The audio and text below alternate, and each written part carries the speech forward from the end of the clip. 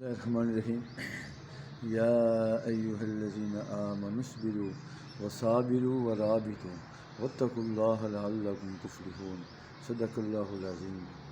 اللہ تعالیٰ فرماتے ہیں اے ایمان والو، صبر کرو اور دشمن سے مقابلے کے وقت مضبوط رہو اور لگے رہو، سرحدوں کی حفاظت میں لگے رہو اور اللہ سے ڈرو تاکہ تم کامیاب ہو جاؤ۔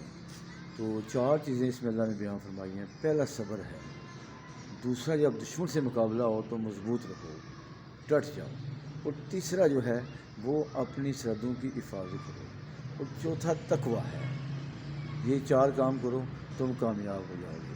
تو اس میں جو پہلا کام ہے وہ صبر کا ہے، اور یہی مشکل کام ہے۔ دیکھیں اللہ کے نبی صلی اللہ علیہ وسلم نے مکہ میں 13 سال توحید کی دعوت دی، ایک اللہ کی طرف بلایا، اس کلمے کی دعوت دی کہ اللہ کے سوا کوئی معبود نہیں۔ 13 سال تک آپ پر مشقت کے پہاڑ ڈھائے گئے، آپ نے صبر کا مظاہرہ کیا، اپنے مشن کو نہیں چھوڑا آقا علیہ السلام نے۔ تو جن لوگوں نے آپ کا کلمہ پڑھا ان کے ساتھ بھی یہی حشر ہوا، ان کو بھی طرح طرح کے مسائل میں ڈالا گیا۔ حضرت بلال حبشی رضی اللہ عنہ کے ساتھ کیا کچھ ہوا، حضرت عمار بن یاسر رضی اللہ تعالیٰ عنہ، حضرت عمار کے والد محترم حضرت یاسر رضی اللہ تعالیٰ عنہ، ان کو مارا پیٹا جاتا تھا، اسی حال میں وہ اللہ کو پیارے ہو گئے۔ اور جب حضور وہاں سے گزرتے تو صبر کی تلقین فرماتے تھے کہ یاسر صبر کر، یاسر ان تکلیفوں پر صبر کر۔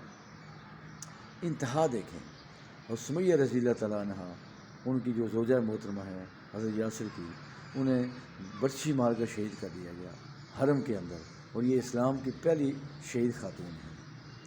لیکن صحابہ اکرام کے اندر اسلام کی اتنی دلچسپی تھی، حلاوت تھی، اسلام سے اتنی محبت تھی، اتنی کمٹمنٹ تھی اسلام کے ساتھ کہ انہوں نے ہر ستم برداشت کر لیا، آقا علیہ السلام کا ساتھ نہیں چھوڑا۔ آخر اللہ تعالیٰ نے آپ علیہ السلام سے فرمایا، اے میرے محبوب صلی اللہ علیہ وسلم، اس طرح صبر کیجیے جس طرح آپ کے پہلے لوگوں نے صبر کیا، یعنی جیسے اولو العزم پیغمبروں نے صبر کیا اس طرح آپ بھی صبر کیجیے۔ تو دیکھیں صبر بہت بڑا ہتھیار ہے۔ ایوب علیہ السلام کا صبر بڑا مشہور ہے، بیماری طویل بیماری ہے لیکن صبر کا پیمانہ لبریز نہیں ہوا۔ آخر اللہ تعالیٰ کو یہ فرمانا پڑا، انا وجدناہ صابرا، یہ ایوب ہم نے آپ کو صابر پایا۔ یہ آسمانی گزٹ میں سرٹیفکیٹ جاری ہو گیا، یہ ریوارڈ آپ کو ملا کہ اللہ نے آپ کا نام لیا کہ ہم نے آپ کو صابر پایا۔ صبر کا دامن یہ ہر وقت صبر ہوتا ہے، تکلیفوں پر صبر، مصیبتوں پر صبر، میدان جہاد میں صبر، زندگی میں کوئی بھی تکلیف آ جائے اس پر صبر کا حکم دیا گیا ہے۔ یہ انبیاء کی جو مثالیں دی گئی ہیں یہ اس لیے دی گئی ہیں تاکہ ہم سبق حاصل کریں کہ زندگی میں کبھی نشیب و فراز آ جائے، اپ اینڈ ڈاؤن آ جائے تو ہمیں صبر کا مظاہرہ نہیں چھوڑنا چاہیے۔ اور یوسف علیہ السلام جب بھائیوں نے جھوٹ موٹ کا خون ملایا، انہیں اندھے کنویں میں ڈال دیا، اور جھوٹ موٹ کا خون ملا کر کتے کے ساتھ وہ اپنے والد محترم یعقوب علیہ السلام کے پاس لے آئے کہ اس کو یوسف کو بھیڑیا کھا گیا ہے۔ لیکن یوسف علیہ السلام نے آگے سے، یعقوب علیہ السلام نے آگے سے کیا فرمایا، فصبر جمیل واللہ المستعان علی ما تصفون، تو بہتر صبر ہے اور خدا سے مدد چاہی جاتی ہے اس پر جو تم بیان کرتے ہو۔ سبحان اللہ۔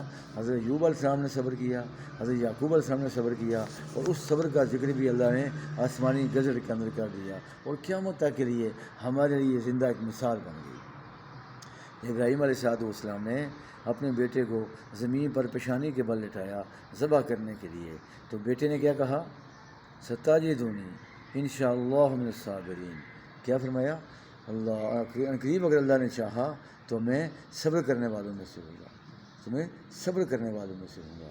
تو اسماعیل علیہ السلام کا صبر ہمیں یاد رکھنا چاہیے، یعقوب علیہ السلام کا صبر ہمیں یاد رکھنا چاہیے، ایوب علیہ السلام کا صبر ہمیں یاد رکھنا چاہیے۔ پھر جب آقا علیہ السلام نے مکہ کو فتح کیا تو کتنے صبر کا مظاہرہ کیا۔ آج بڑے بڑے دشمن سامنے کھڑے ہیں، ایک اشارہ بس ملنے کی دیر تھی تو طے کر دیا جاتا، لیکن آپ نے ایک اعلان فرمایا، لا تثریب علیکم اليوم، کیا فرمایا، آج تم پر کوئی سرزنش نہیں، تم پر کسی قسم کی ملامت نہیں، ورنہ سرزنش ہے۔ کیا کمال ہے کہ اللہ تعالیٰ فرماتے ہیں جب بھی ضرورت پڑے صبر کی تو کہاں سے تلاش کرو، وَاسْتَعِینُوا بِالصَّبْرِ وَالصَّلَاةِ، صبر اور نماز کے ذریعے اللہ سے مدد طلب کرو۔ تو اللہ سے مدد کرنے کا ہتھیار ہمیں بتا دیا گیا کہ جب بھی پریشانی آئے تو کیا کرو، صبر کا مظاہرہ، صبر سے اللہ کی مدد چاہتے ہو، اللہ سے مدد چاہتے ہو، اللہ کی مدد لینی ہے تو اس کا ایک طریقہ ہے صبر کا مظاہرہ کرو اور نماز کا مظاہرہ کرو۔ اللہ صبر کرنے والوں کے ساتھ ہے۔ حضرت خباب رضی اللہ تعالیٰ عنہ نے پیارے آقا صلی اللہ علیہ وسلم سے فرمایا، اللہ کے نبی صلی اللہ علیہ وسلم اللہ سے دعا کیجیے یہ جو ہم پر مصائب ہیں یہ کٹ جائیں، ہم بھی امن و آشتی کی زندگی بسر کریں۔ تو آقا صلی اللہ علیہ وسلم نے فرمایا، خباب سنو، تم سے پہلے لوگ ایسے تھے جنہوں نے کلمہ پڑھا، اس کلمے کی وجہ سے کفار نے ان کو پکڑا اور زمین میں گڑھے کھودے اور گڑھے میں ان کو کھود کر ڈال دیا گیا، اور ایسے لوگ بھی ہو گزرے ہیں کہ جن کے سروں پہ آرے چلائے گئے اور ان کے ٹکڑے ہو گئے اور لوہے کی کنگھیوں سے ان کا گوشت نوچا گیا، لیکن انہوں نے اسلام کو نہ چھوڑا، انہوں نے کلمے کو نہ چھوڑا۔ دیکھو اللہ تعالیٰ فرماتے ہیں ان اللہ یحب الصابرین، اللہ تعالیٰ کس کو پسند کرتا ہے؟ صبر کرنے والوں کو پسند کرتا ہے۔ ایک مقام پہ فرمایا والکاظمین الغیظ، غصے کو پی جانے والے، جو مومن ہوتے ہیں، مسلمان ہوتے ہیں، وہ غصے کو پی جانے والے ہوتے ہیں، والعافین عن الناس، اور لوگوں سے درگزر کرنے والے ہوتے ہیں، واللہ یحب المحسنین، اللہ احسان کرنے والوں کو پسند فرماتا ہے۔ تو یہ بہت بڑا ہتھیار ہے جو صبر کا ہتھیار اللہ نے ہمیں عطا فرمایا، جس نے مسلمان کو عطا فرمایا۔ تو سارے نبیوں نے صبر کا مظاہرہ کیا۔ حضرت موسیٰ علیہ السلام پر کتنے مصائب آئے، صبر کا مظاہرہ کیا۔ حضرت یونس علیہ السلام نے صبر کا مظاہرہ کیا، حضرت عیسیٰ علیہ السلام نے صبر کا مظاہرہ کیا۔ تو انبیاء کی زندگی ہمیں بتاتی ہے کہ سب نے صبر کیا۔ ہم امت مسلمہ ہیں، ہم حضور کے امتی ہیں، ہمیں اپنے نبی کو دیکھنا ہے کہ جتنی جنگیں ہوئی ہیں کافر تعداد میں زیادہ تھے، اسلحے میں زیادہ تھے، لیکن کبھی اللہ کے نبی صلی اللہ علیہ وسلم نے ہمت نہیں آئی، کبھی ہمت نہیں آئی۔ جو میں نے آپ کے سامنے آیا مار کر تلاوت کی، سورہ آل عمران کی آخری آیت ہے یہ، کیا فرمایا اللہ تعالیٰ نے؟ ایمان والو صبر کرو اور جب دشمن سے مقابلہ ہو تو ڈٹے رہو۔ اور تیسرا کیا فرمایا؟ ورابطو، اپنی سرحدوں کی حفاظت کرو، دشمن پر آنکھ رکھو، وہ کسی وقت بھی تمہاری سرحد کو پامال نہ کرے۔ اس کا پامال کرنا تمہاری عزتوں کو پامال کرنا ہے، اس کا پامال کرنا تمہارے دین کو پامال کرنا ہے، تمہاری بلڈنگوں کو پامال کرنا ہے، وہ تمہاری عزتوں سے کھیلے گا، لہٰذا ہر وقت چکنے رہو۔ ایک حدیث کا مفہوم ہے، پیارے آقا صاحب نے فرمایا کہ ایک دن کا جو پیرا ہے سرحد پر، ایک دن کا پیرا وہ 100 سال روزے رکھنے اور رات کو قیام سے بہتر ہے۔ اور ایک اور حدیث کا مفہوم ہے کہ جس نے رمضان کے اندر پیرا دیا تو گویا اس نے 1000 سال کے روزے رکھے اور راتوں کو قیام کیا۔ اب آپ اس سے اندازہ لگائیں، ہمارے آرمی والے جو 24 گھنٹے سرحدوں پر رہتے ہیں، دن رات آنکھ دشمن پہ رکھتے ہیں، یہ اللہ کے اس حکم کے مطابق عمل کر رہے ہیں۔